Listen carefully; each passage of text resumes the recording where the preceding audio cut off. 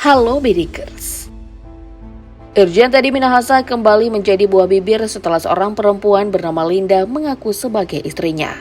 Padahal selama ini, sosok ibu bayangkari yang mendampingi Teddy adalah Merty Kushandayani. Publik pun mulai membandingkan keduanya.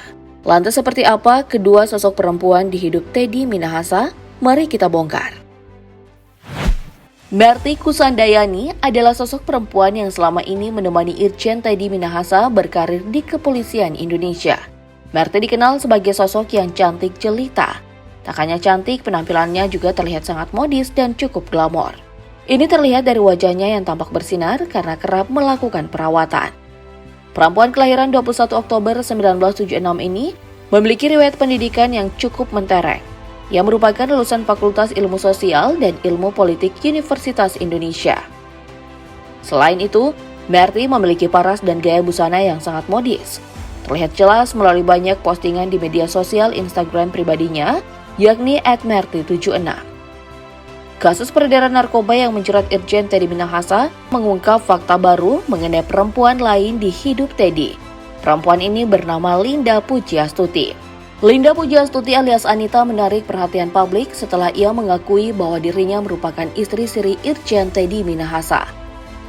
Pernyataan ini disampaikan ketika membantah keterangan dari Teddy yang duduk sebagai saksi mahkota di Pengadilan Negeri Jakarta Barat 1 Maret 2023 kemarin.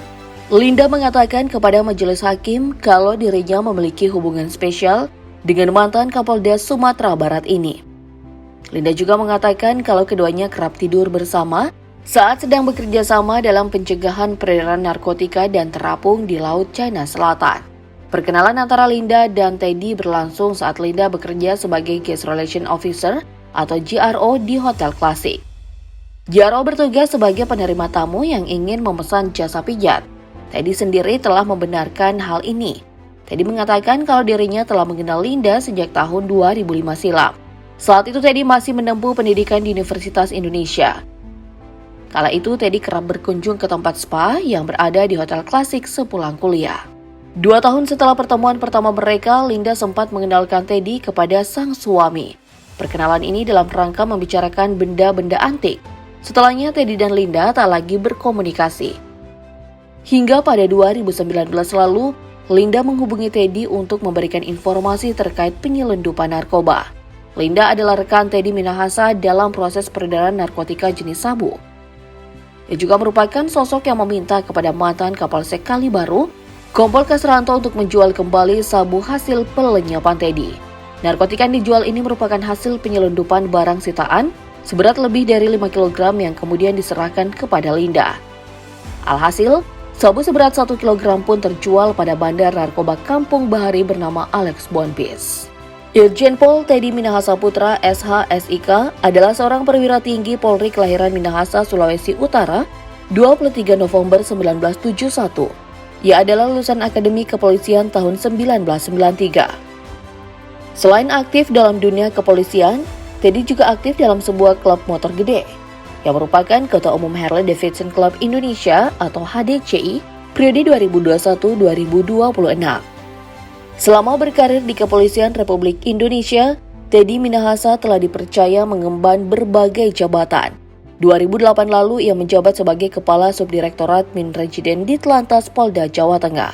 Kemudian berpindah menjadi Kepala Bidang Rejiden Ditlantas Polda Metro Jaya. Pada tahun 2011, Teddy berpindah ke Malang dengan jabatan sebagai Kepala Kepolisian Resor Malang Kota. Tak berselang lama, Teddy kembali ke ibu kota dan menjabat sebagai Kepala Subbagian Jansis Ops Bagian Pengkajian Sistem Rajenstra Sops Polri. Lalu di tahun 2013, ia bertugas sebagai Kadence Biro Pengamanan Internal Divisi Profesi dan Pengamanan Polri. Kemudian pada tahun 2014, Teddy Minahasa bertanggung jawab untuk memastikan keamanan dan keselamatan Wakil Presiden yang kala itu dijabat oleh Yusuf Kala. Keterpilihannya dalam menjadi ajudan dari orang nomor 2 saat itu adalah kehendak langsung dari Bapak Yusuf Kala. Setelah usai menjadi ajudan, Teddy dipercaya menjadi staf ahli Wakil Presiden pada tahun 2017. Di tahun ini pula Teddy diangkat sebagai Kepala Biro Pengamanan Internal Divisi Propam Polri. Setahun kemudian, Teddy Minahasa ditugaskan sebagai Kepala Kepolisian Daerah Banten, menggantikan Listio Sigit Prabowo. Setelah menjabat selama kurang lebih 3 bulan, ia lantas dipindahkan ke Lampung dan menjabat sebagai Wakil Kepala Kepolisian Daerah Lampung. Teddy kemudian digantikan oleh Rudi Setiawan dan kembali ke ibu kota. Pada tahun 2019, ia dipercaya sebagai staf ahli manajemen Kepala Kepolisian Republik Indonesia. Hingga pada 25 Agustus 2021, Teddy Minahasa resmi menggantikan Tony Harmanto sebagai Kepala Kepolisian Daerah Sumatera Barat. Selama bertugas sebagai Kapolda Sumatera Barat, Teddy telah mencetak berbagai prestasi. Ia diketahui aktif dalam memerangi kasus judi online maupun konvensional. Dilansir dari Kompas.tv pada 19 Agustus 2022 lalu, Teddy berhasil mengungkap 169 kasus judi dengan jumlah tersangka mencapai 294 orang. Dari 169 kasus, 93 kasus diantaranya merupakan praktik judi online dan 76 kasus lainnya adalah praktik offline. Selain menggelar operasi berantas judi, ia juga menindak tegas anggota kepolisian di daerahnya yang terbukti melakukan backing judi. Ia diketahui telah menindak tegas anggotanya yang kedapatan membacking sebuah tempat maksiat di Padang. Teddy juga pernah menangkap perwira polisi yang berpangkat komisaris polisi karena terlibat kasus narkoba. Atas keberaniannya dalam memberantas kasus kriminal di Sumatera Barat, Teddy Minahasa mendapat penghargaan dari Ikatan Jurnalis Televisi Indonesia. Penghargaan yang diberikan pada 12 Agustus 2022 diberikan karena Teddy dianggap sebagai tokoh inspiratif. Selain mendapat penghargaan, Teddy juga dianugerahi gelar kehormatan adat Minangkabau oleh masyarakat Sumatera Barat. Teddy dianugerahi gelar Tuanku Bandero Alam Sati, sementara sang istri, Merti, mendapat gelar Putih Sibat Ayu. Pemberian gelar ini dilatar belakangi oleh keberhasilan dan pencapaian yang telah dilakukan, seperti keberhasilan dalam menyelamatkan anak-anak di Sumatera Barat melalui vaksinasi. Tugasnya sebagai Kapolda Sumatera Barat berakhir setelah dirinya dimutasi ke Jawa Timur menjadi Kapolda. Baru beberapa bulan menjalankan tugas, nama Teddy Minahasa kembali menarik atensi publik karena terseret kasus peredaran narkoba jenis sabu.